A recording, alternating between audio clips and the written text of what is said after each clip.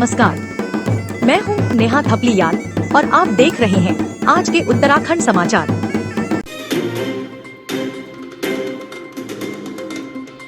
2022 में पूरे देश को झकझोर देने वाले अंकिता भंडारी हत्याकांड में सियासत तेज हो गई है।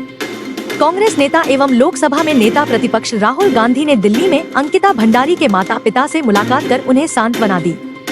अब राहुल गांधी की अंकिता के परिवार से मुलाकात के बाद वीआईपी एंगल और परिवार की न्याय संबंधी मांग एक बार फिर राजनीतिक और सार्वजनिक चर्चा के केंद्र में आ गई है। पूर्व अंकिता के माता पिता से मुलाकात के बाद राहुल गांधी ने कहा कि अंकिता भंडारी हत्याकांड को 4 वर्ष बीत चुके हैं, लेकिन परिवार अब भी न्याय की प्रतीक्षा कर रहा है। उन्होंने मामले में लंबे समय से चर्चा में रहे कथित वीआईपी एंगल को लेकर भी सवाल उठाए। राहुल गांधी ने कहा कि 19 वर्षीय अंकिता भंडारी वनंतरा रिजॉर्ट में रिसेप्शनिस्ट के तौर पर काम करती थी। आरोप है कि कथित वीआईपी मेहमान की मांग का विरोध करने के बाद उनकी हत्या कर दी गई। बाद में अंकिता का शव चीला नहर से बरामद हुआ था। उन्होंने कहा कि मामले की जांच और घटनाक्रम को लेकर कई सवाल आज भी कायम हैं। राहुल गांधी ने आरोप लगाया कि जांच पूरी होने से पहले रिजॉर्ट के कुछ हिस्सों और अंकिता के कमरे को ध्वस्त किया जाना गंभीर सवाल खड़े करता है। उन्होंने यह भी सवाल उठाया कि चर्चित वीआईपी की पहचान और मामले में उसकी कथित भूमिका को लेकर स्थिति अब तक स्पष्ट क्यों नहीं हुई।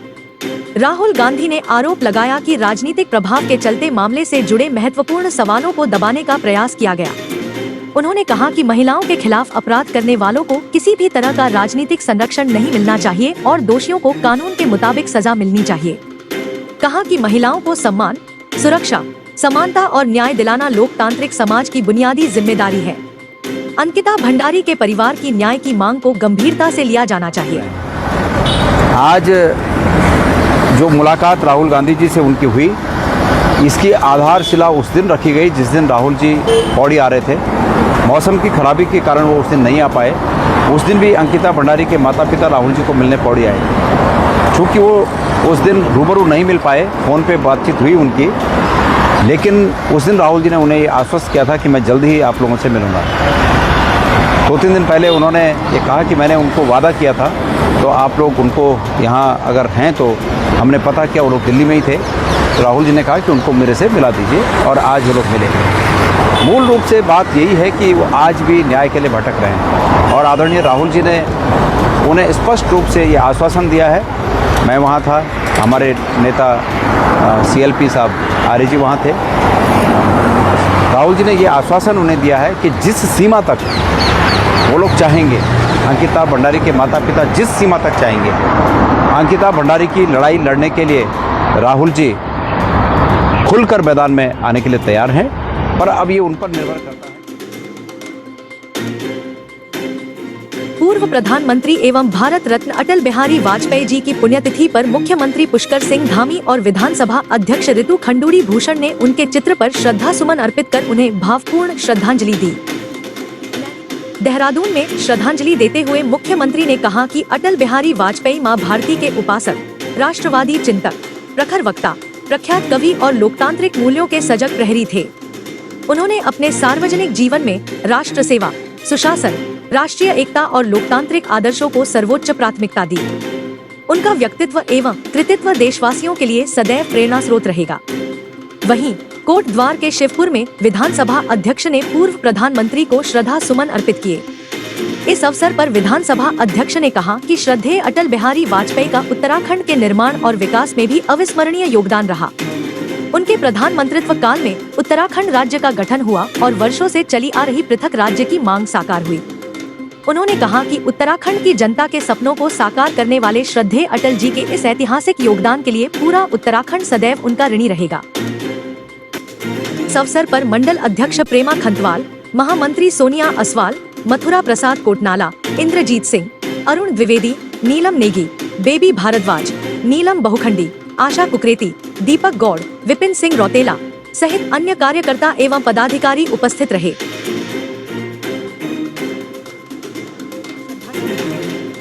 नैनीताल पुलिस ने आतंक का प्रार्य बने मोस्ट वांटेड बदमाश चंदन सागर को इनकाउंटर के बाद दबोच लिया।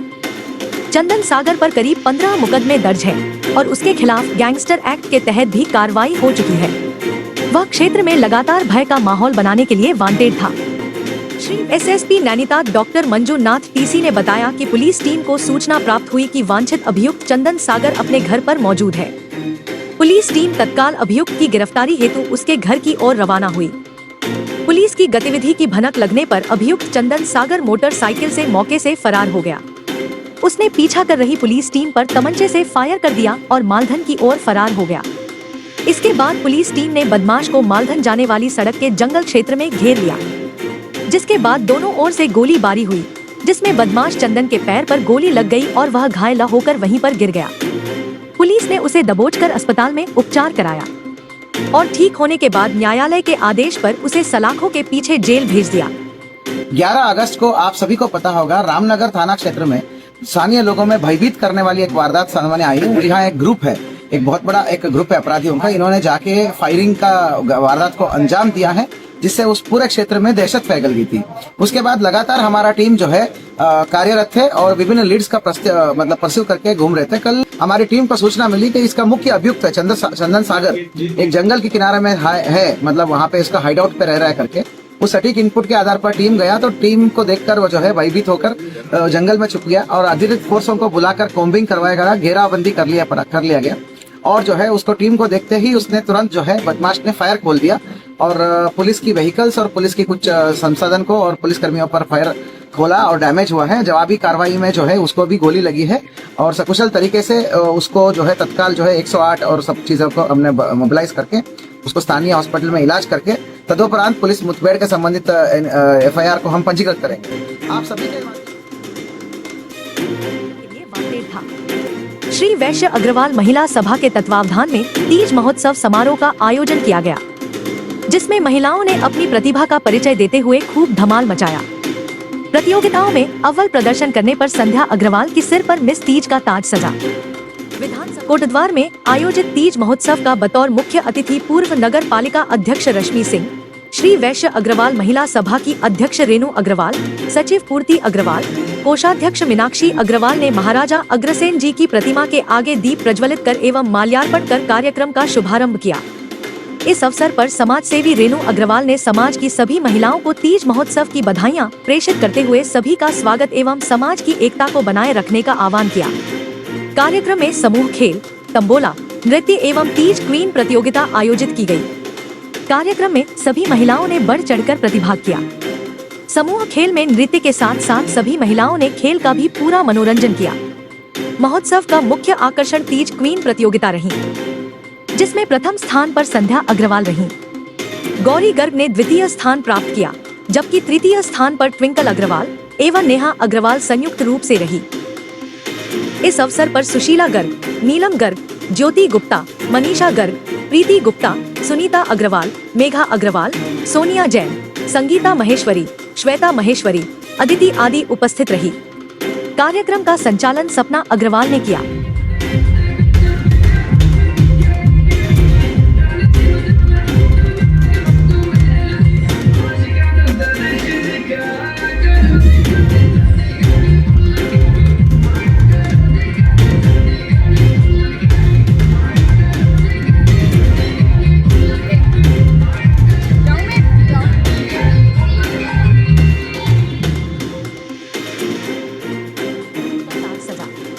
विधानसभा अध्यक्ष उत्तराखंड एवं विधायक कोटद्वार ऋतु खंडूरी भूषण ने चंद्र मोहन सिंह नेगी राजकीय बेस हॉस्पिटल कोटद्वार का औचक निरीक्षण किया।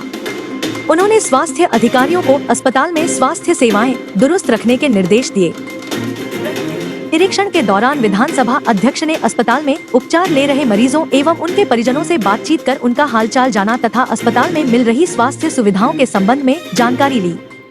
उन्होंने मरीजों से उपचार, दवाइयों, चिकित्सकों की उपलब्धता एवं अन्य व्यवस्थाओं को लेकर भी फीडबैक प्राप्त किया।